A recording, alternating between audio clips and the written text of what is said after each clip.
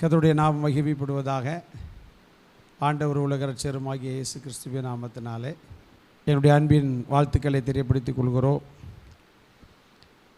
இந்த நாளிலிருந்து வேத ஆராய்ச்சி என்கிறதான ஒரு நிகழ்ச்சியை நம்முடைய ஆன்லைன் நிகழ்ச்சிகளிலே நாங்கள் புதிதாய்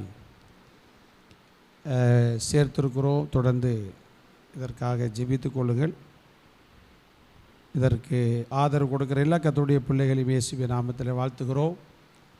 என்னோடு அமர்ந்திருக்கிற சபையாருக்கும் ஆண்டவராகிய இயேசு கிறிஸ்துவின் நாமத்தினாலே வாழ்த்துக்கள். கர்த்தர் நம்மை ஆசீர்வதிப்பாராக. அல்லேலூயா. வேதத்தை ஆராய்ந்து பாருங்கள், அதனால் உங்களுக்கு நித்திய ஜீவன் உண்டு என்று ஆண்டவர் நேசிருக்கிறார், சொல்லியிருக்கிறார். அப்போ வேதத்தை ஆராய்ந்து பார்ப்பது என்பது தேவ பிள்ளைகளுடைய வாழ்க்கையில் மிகவும் இன்றியமையாத ஒன்று. யோவான் 5ஆம் அதிகாரம் 39வது வசனத்தை ஒருவர் வாசிக்க கேட்போம். யோவான் 5:30.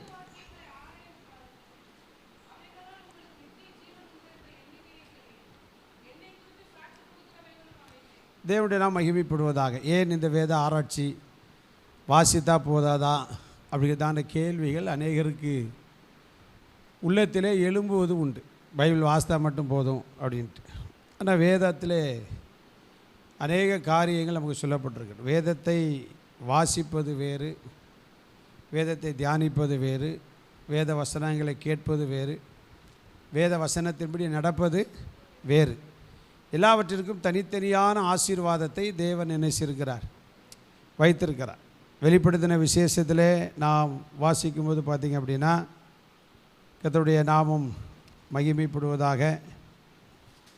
ஸ்தோத்திரம். இவ்விதமாய் அங்கே யோவான் எழுதுகிறதை நாம் அங்கே நாம் பார்க்கிறோம். தேவனுடைய நாமம் மகிமைப்படட்டும்.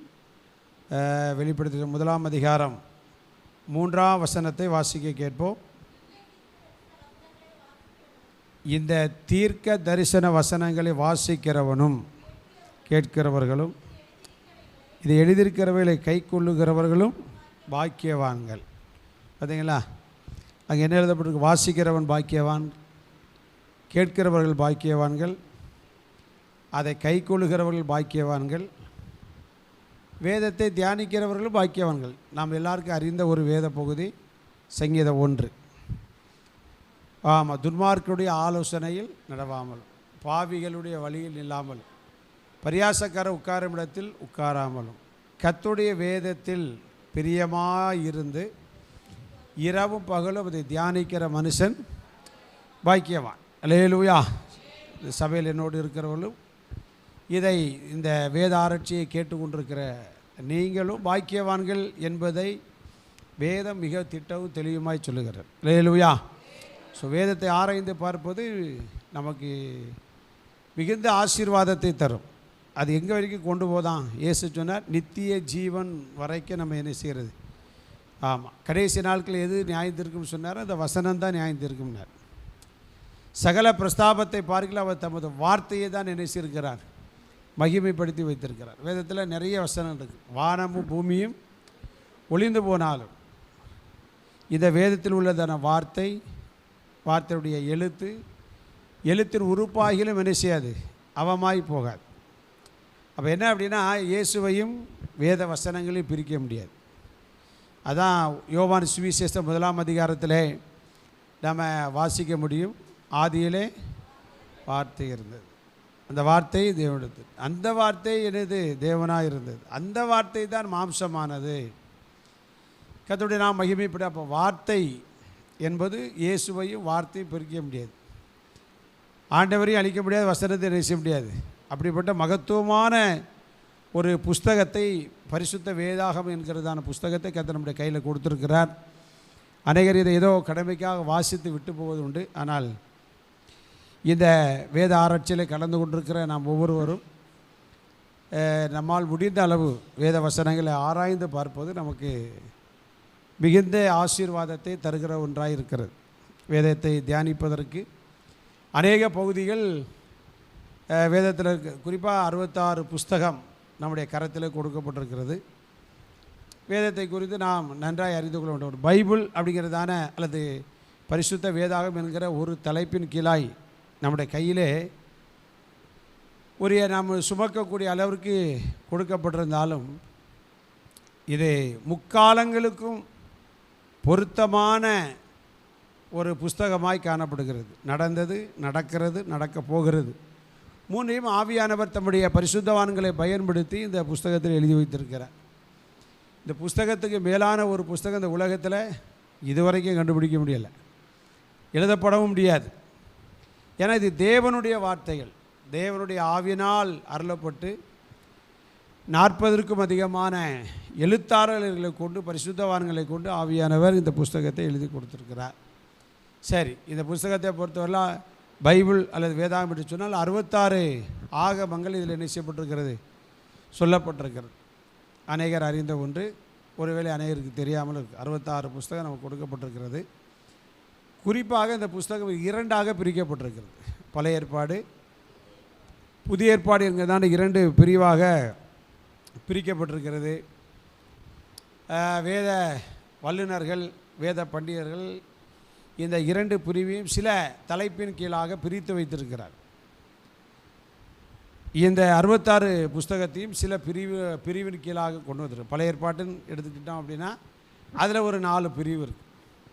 புதிய ஏற்பாடு அப்படி எடுத்துக்கிட்டோம்னா அதில் ஒரு 4 பிரிவு என்ன செய்யப்பட்டிருக்கிறது, சொல்லப்பட்டிருக்கு. 4 பிரிவாக பிரிக்கப்பட்டிருக்கு. பழைய ஏற்பாட்டில் பார்த்திங்க அப்படின்னா ஆதியாகமம் முதல் உபாகமம் வரை 5 ஆகமங்கள் அங்கே என்ன சொல்லப்பட்டிருக்கு அப்படின்னா பஞ்சாகமம் அப்படிங்கிறதான தலைப்பிலே நமக்கு என்ன செய்யப்பட்டிருக்கு, பிரிக்கப்பட்டிருக்கிறது.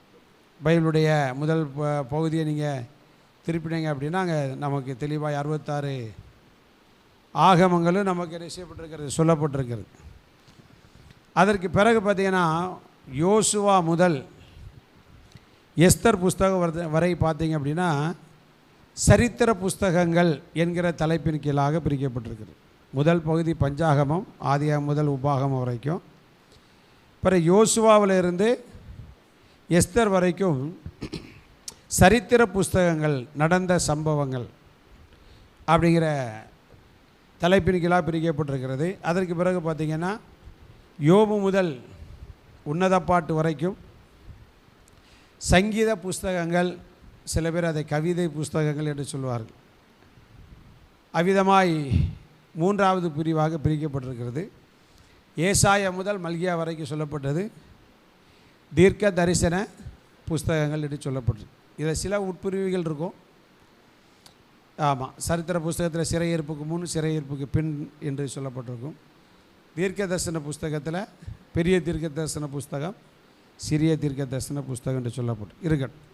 குறிப்பாக நாம் அறிந்து கொள்ள வேண்டிய காரியம் என்ன அப்படின்னா 4 பெரிய பிரிவு இருக்குது. 1 பஞ்சாகமம், ஆமாம், 2வது சரித்திர புஸ்தகங்கள், 3வது சங்கீத புஸ்தகங்கள், 4வது தீர்க்க தரிசன புத்தகங்கள். இது எல்லாமே பன்மையில் வருது.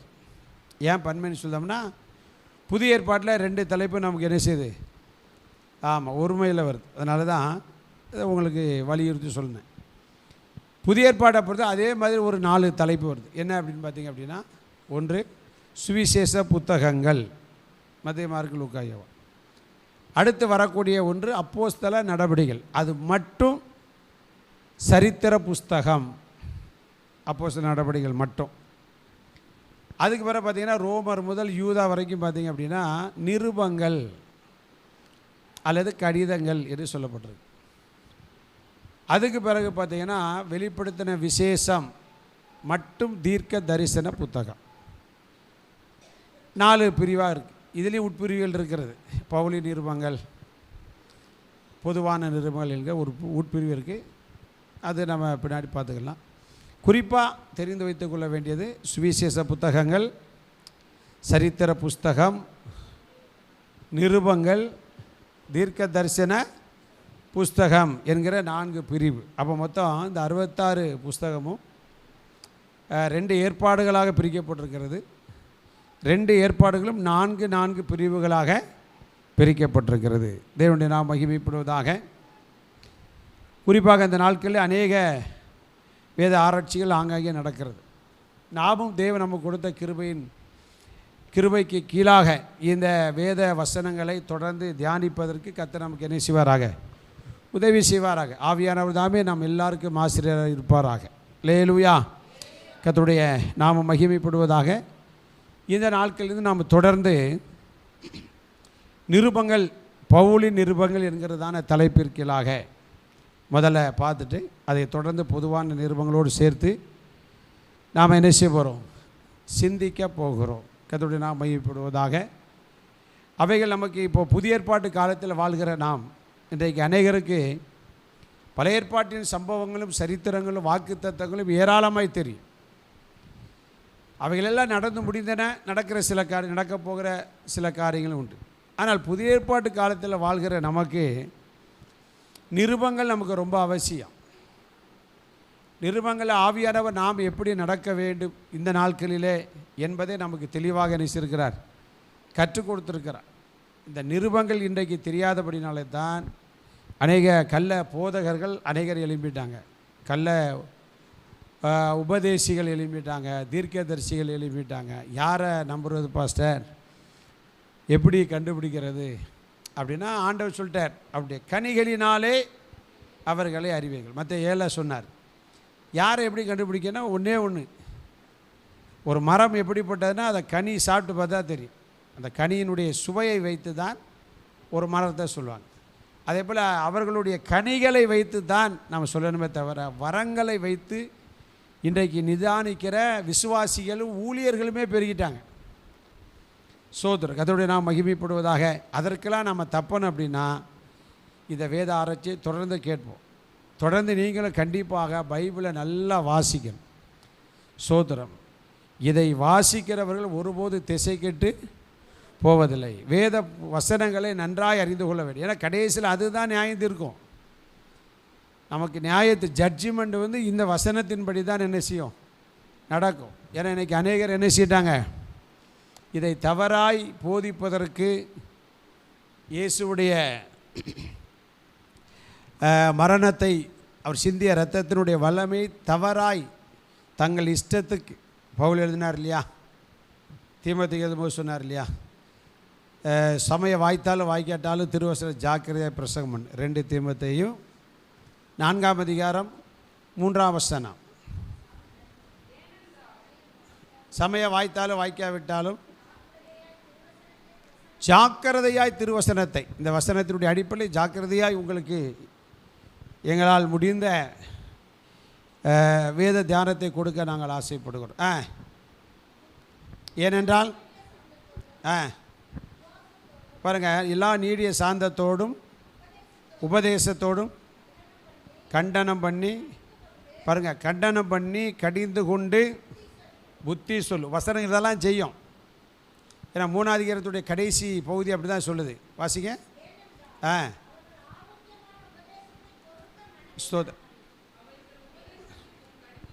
அவைகள் உபதேசத்திற்கும் கடிந்து கொள்ளுதலுக்கும் சீர்திருத்தம். வசனம் நிருபங்கள் புஸ்தகம் எதுக்கு கொடுக்கப்பட்டிருக்குன்னா உபதேசத்திற்கும் கடிந்து கொள்ளுதலுக்கும் சீர்திருத்தலுக்கும் நீதியை படிப்பிக்குதலுக்கும் பிரயோஜனம் உள்ளது. பார்த்தீங்களா, வேத வசனங்கள் அதற்கு தான். இன்றைக்கி எதுக்கு எடுத்துக்கிட்டாங்க அப்படின்னா ஒன்லி பிளஸ்ஸிங் தான், ஆசீர்வாதத்திற்காக மட்டும்.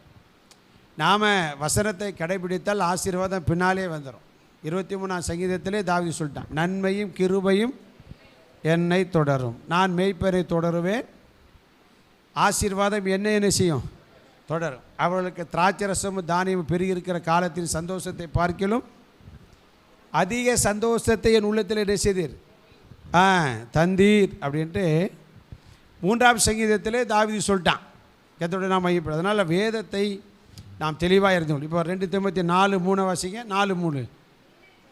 ஏனென்றால் ஆரோக்கியமான உபதேசத்தை பொறுக்க மனதில்லாமல், பாருங்கள், காதடைச்சாச்சு, செவித்தினம் உள்ளவர்களாகி சுய இச்சைகளுக்கு ஏற்ற போதகர்களை தங்களுக்கு திரளாய் சேர்த்து கொண்டு அப்படி சொல்லிட்டு, சுய இச்சை அவங்க விருப்பத்திற்கு ஏற்ற போதகர்களை தெரிந்து கொண்டு அப்படின்னா, நான் வாழ்கிற காலம் சுய மக்களுக்கு ஜனங்களுக்கு ஏற்றபடி போதிக்கிற போதகர்கள் திரளாய் பெருகியிருப்பார்கள் அப்போவே எழுதிட்டார். சுய ஜனங்களுடைய அந்த வசனத்தினுடைய சரியான விளக்கம் அதுதான். விசுவாசிகள் சுய இச்சைகளுக்கு ஏற்ற போதகர்களை திரளாய் சேர்த்து கொண்டார்கள் அப்படின்னா, ஜனங்களுடைய இச்சைகளுக்கு விருப்பத்திற்கு ஆசைக்கு ஏற்றபடி போதிக்கிற போதகர்கள் திரளாய் பெருகுவார்கள் என்பதை அப்போதே நினைச்சிருக்கிறார் பவுல் தன் நிருபத்தில் எழுதியிருக்கார். சேர்த்து கொண்டு சத்தியத்திற்கு செவியை விலக்கி, சத்தியம் பாருங்கள், பாஸ்டர்மாரை தெரிந்து கொண்டு, கட்டுக்கதைகள் அப்படிங்கிறது சினிமா தான். சினிமாவால் யாருக்காவது பிரயோஜனம் உண்டு அப்படின்னா ஒருத்தருக்கு பிரயோஜனம் கிடையாது. தேவ பிள்ளைகளுக்கும் சினிமாவுக்கும் தொடர்பு இல்லை. அதனால் எந்த பிரயோஜனமும், அது ஒரு மாய கட்டுக்கதை. அது என்னது? ஆமாம், கட்டுக்கதை. இன்றைக்கி ஊழியக்காரங்களும் அநேகர் கட்டுக்கதை சொல்வதற்கு என்ன செய்யிட்டாங்க, எழும்பிட்டாங்க, எழும்புவார்கள் என்பதை அப்போவே என்ன செய்தார் பவுல் தன் நிருபங்களிலே எழுதி வைத்திருக்கிறதை பார்க்கிறோம். அதனால தான் அவர் ரொம்ப தெளிவாக இருந்தார். அப்போஸ்தலர் 20:20 அங்கே பவுல் எழுதும்போது சொன்னார், பிரயோஜனமானவைகளில் ஒன்றையும் நான் உங்களுக்கு மறைக்காமல். அப்போஸ்தலர் 20:20 ஒன்றையும் நான் மறைக்காமல். பாருங்கள், வெளியரங்கமாக வீடுகள் தோறும் உங்களுக்கு பிரசங்கித்தேன். என்ன அர்த்தம்? உங்களுக்கு பிரியமானதை நான் பிரசங்கிக்கலை, பிரயோஜனமானது, உங்களுக்கு பிரயோஜனமானது.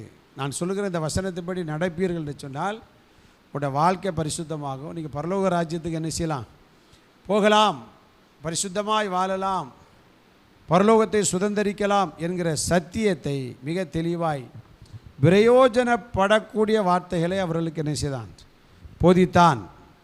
கலாத்தியருக்கு எழுதும்போது சொன்னால், கலாத்தியர் 1:10 நான் மனுஷரையா, பாருங்கள், யாரை நாடி போதிக்கிறேன்? மனுஷரையா பிரியப்படுத்த பார்க்கிறேன். நான் இன்னும் மனுஷரை பிரியப்படுத்துகிறவனாயிருந்தால் நான் கிறிஸ்துவின் ஊழியக்காரன் அல்லவே அப்படின்ட்டு பவுல் சொல்லுகிறதே பார்க்கிறேன். நான் மனுஷனே, நம்ம ஊழியக்காரங்க யாரை பிரியப்படுத்தணும் அப்படின்னா தேவனை பிரியப்படுத்தவேன், ஜனங்களுக்கு பிரயோஜனமானதே சொல்லணும், ஆண்டவரை பிரியப்படுத்தும்படியாய். அதைத்தான் தாவீது சங்கீதக்காரர் எழுதும்போது சொன்னால், யாருடைய கூடாரத்தில் பிரவேசிப்பான் அப்படின்னா மனதார, 15ஆம் சங்கீதத்தில் மனதார சத்தியத்தை பேசுகிறது. எப்படி பேசுகிற? எங்களுடைய மனது ஆறணும். இன்றைக்கி அநேகருடைய மனது ஆறாது, ஆனால் வாய் என்ன செய்யும், நம்ம ஜனங்களுக்கு ஏற்றார் போல், ஜனங்களுக்கு ஏற்றார் போல் குதிக்கிறது, துள்ளுறது, ஆடுறது, பாடுறது, சோத்துறான். விதைவ சபையிலுமே இன்றைக்கி பெருகிட்டு நிறைய பேர் வஞ்சிக்கப்பட்டு போனாங்க. அவருடைய ஆரம்ப காலம் அதை கலாத்திற்கு போல்வதுனா இல்லையா, நன்றாய் ஓடினீர்களே, உங்கள் ஓட்டத்தை தடை செய்தவன் யார்?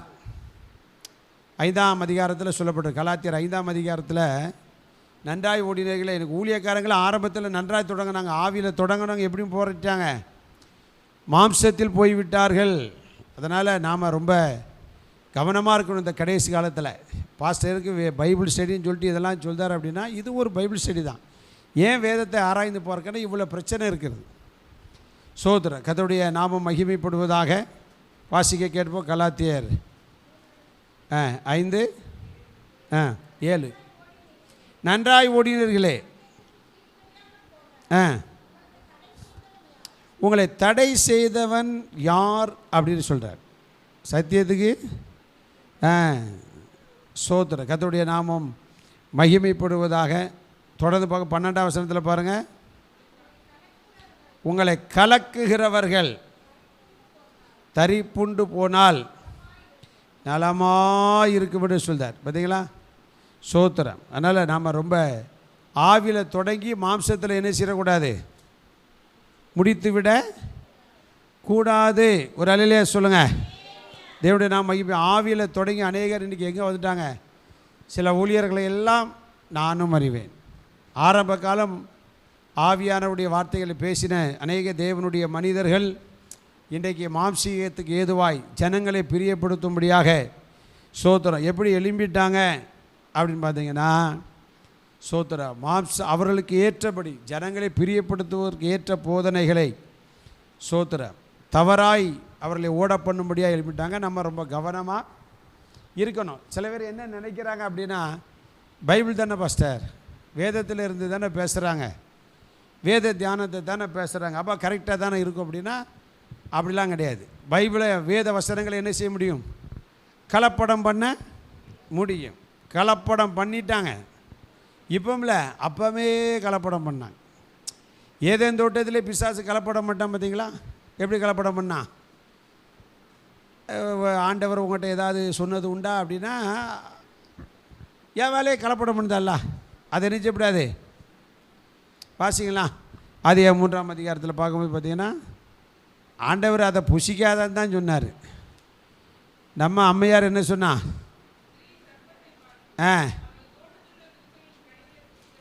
இதெல்லாம் சொன்னோம் 2 ஆதியாகமம் 3:2.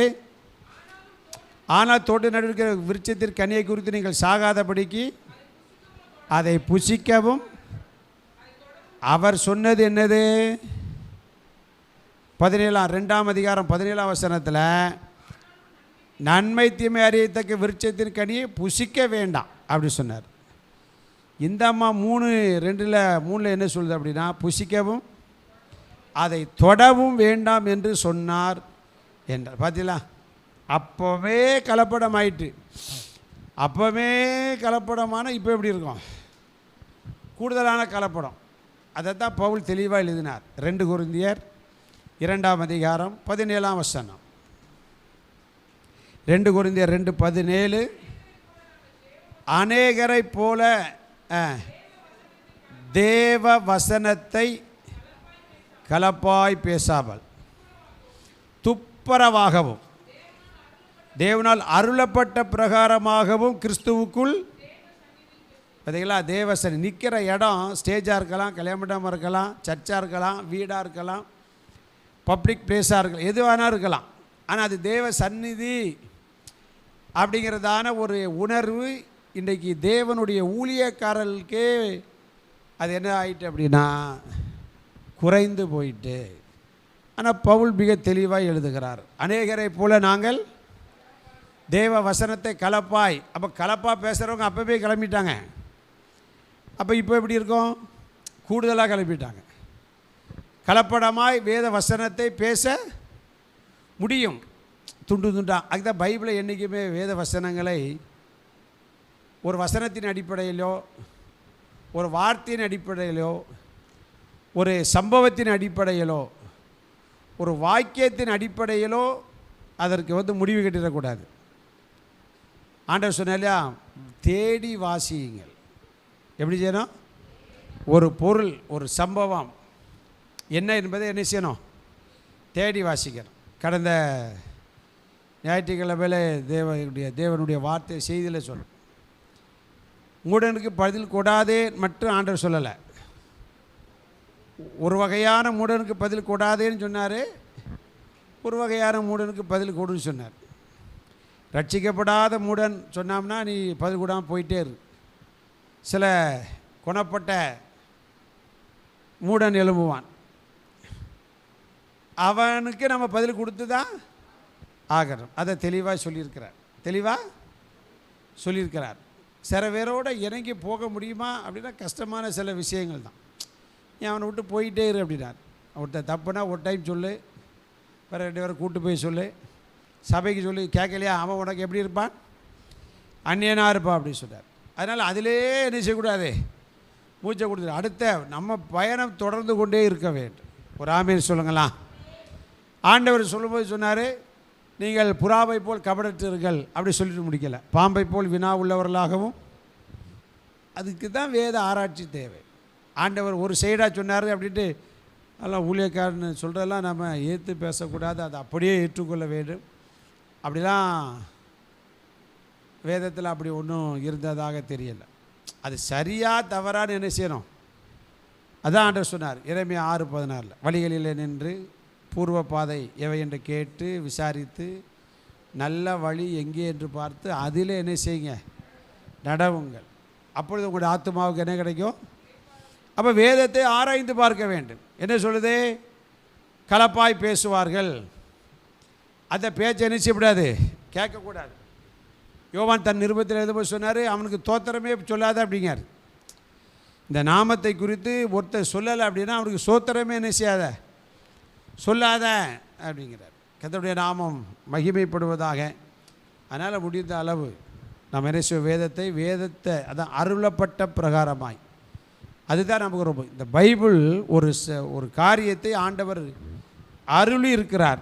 எதற்கு அருளி இருக்கிறார் என்பதை நம்ம அதை என்ன செய்யணும்? நன்றாய் புரிந்து கொண்டால் நாம் நித்திய ஜீவனுக்கு சுதந்திரவாளிகளாய் மாற முடியும். ஒரு ஆமேன் சொல்லுங்களா? கர்த்தருடைய நாமம் மகிமைப்படுவதாக.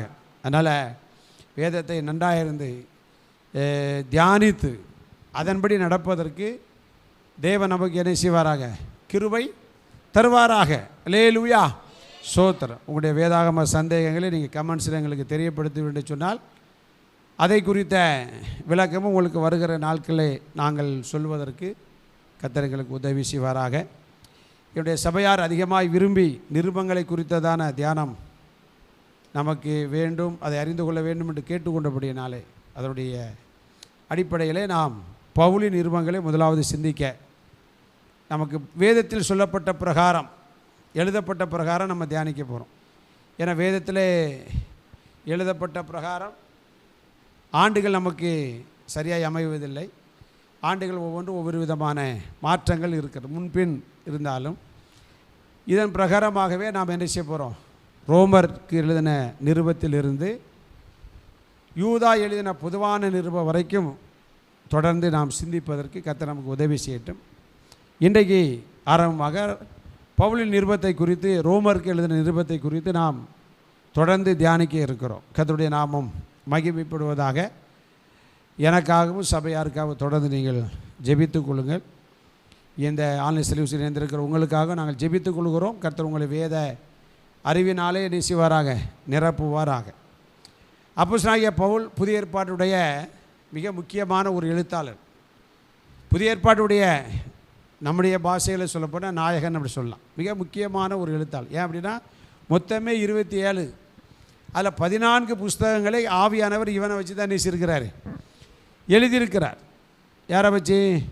சத்தியத்தை சத்தியமாய் போதித்த ஒரு தேவ மனிதனை வைத்து தான் ஆவியானவர் 14 நிருபங்களை நேசிருக்கிறார், எழுதியிருக்கிறார். மெஜாரிட்டி புதிய ஏற்பாட்டுடைய அதிகமான புஸ்தகங்களை இவனை வைத்து எழுதினார். காரணம் என்ன அப்படின்னா சத்தியத்தை கரெக்டாக சொல்கிற ஆள்.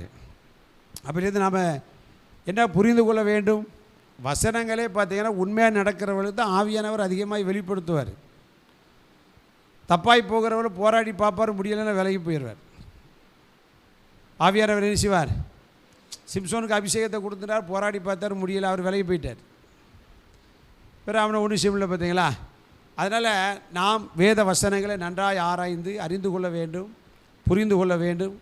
அதன்படி தப்பாய் யாரும் போதித்தால் அதை நாம் ஒருபோதும் ஏற்றுக்கொள்ள கூடாது. அதான் தெளிவாக சொல்லிட்டோம்ல, அநேகர் போல நாங்கள் கலப்பாய் பேசாமல் என்ன செய்கிறோம்?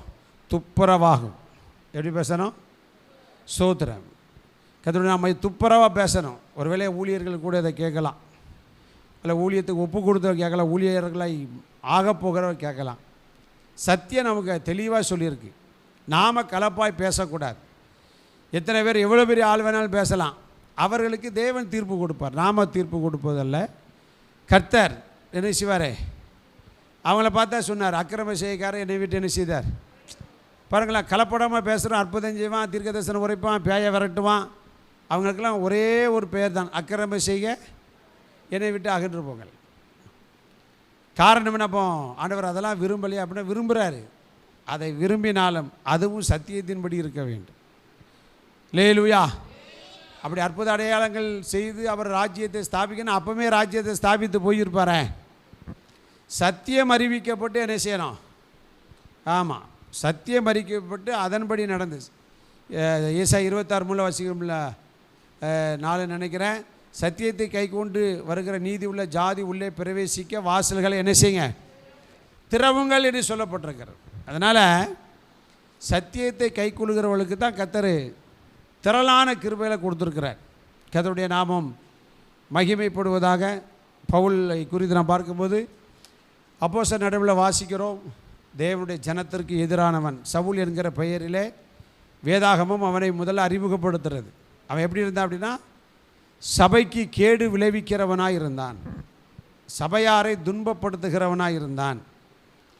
முதல்ல ஸ்தேவானுடைய மரணத்தில் ஒரு முக்கியமான பங்கு வகித்தான். அப்போஸ்தலர் நடபடிகள் 7ஆம் அதிகாரத்துடைய கடைசி பகுதியில் நான் கடைசி 2 வசனங்களை வாசிப்போம்.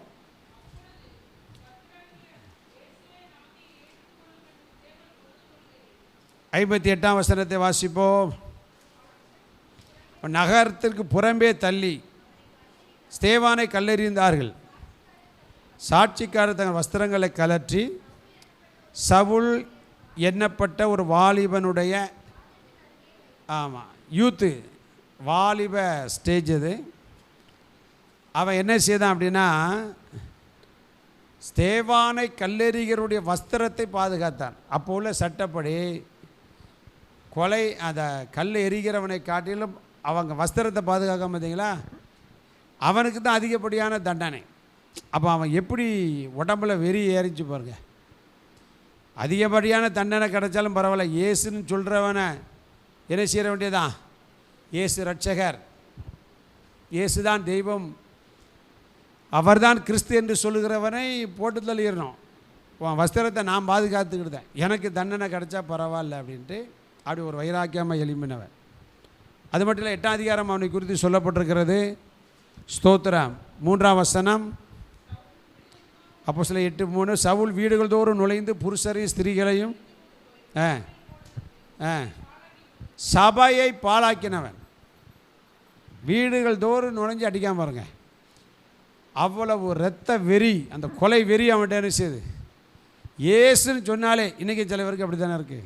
வட இந்தியாவில் நடக்கு இல்லையா, ஊழியர்கள் அடித்து கொலை செய்கிறார்கள், உயிரோடு எரித்து கொலை செய்கிறார்கள், அடித்து துன்புறுத்துகிறார்கள். சோதரன் அவர்களுக்கெல்லாம் தேவனுடைய தீர்ப்பு இருக்கட்டும். ஆனால் தேவன் இந்த சவுலை என்ன செய்தார்? சந்தித்தார். அவனை என்ன செய்தார்? சந்தித்தார். கர்த்தருடைய நாமம் மகிமைப்படுவதாக. ஆண்டவர் அவனை என்ன செய்தார்?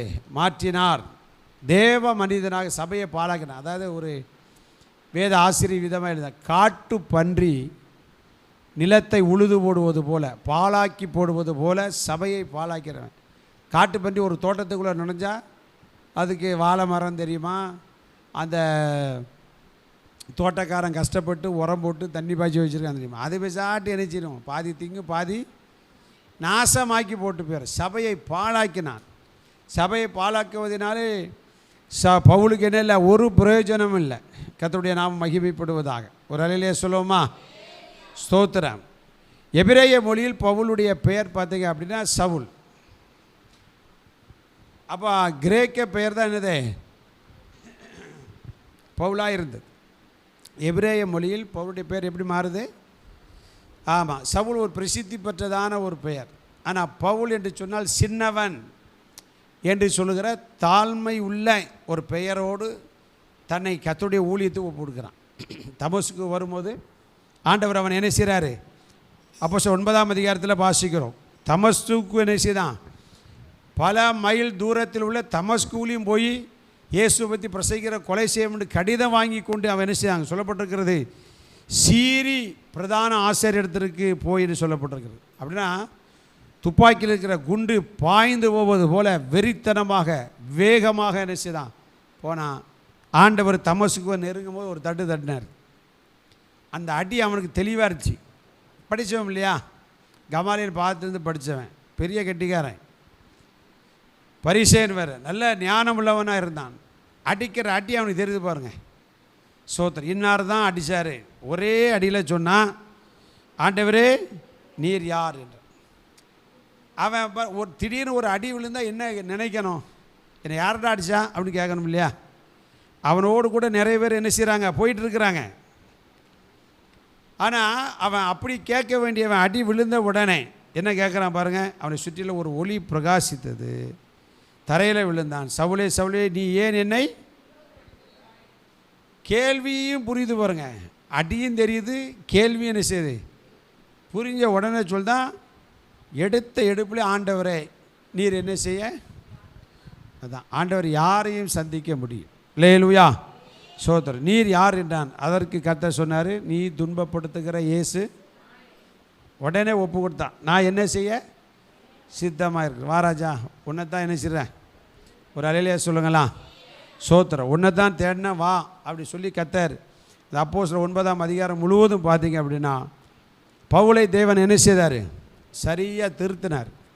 பார்வை 3 நாள் இல்லை, அனனியாவை அனுப்பி அவனுக்கு ஜெபம் பண்ணி கர்த்தர் பார்வையடை செய்து அவனுடைய ஊழியத்தை அவனோடு கூட பேசினான். என்ன அப்படின்னா, அனனியாட்ட சொன்னார், அவன் புறஜாதிகளுக்கும் ராஜாக்களுக்கும் 9:15 நீ போ, அவர் புறஜாதிகளுக்கும் ராஜாக்களுக்கும் இஸ்ரவேல் புத்திரருக்கும் என்னுடைய நாமத்தை அறிவிக்கிறதற்காக நான் தெரிந்து கொண்ட பாத்திரமாக இருக்கிறான்.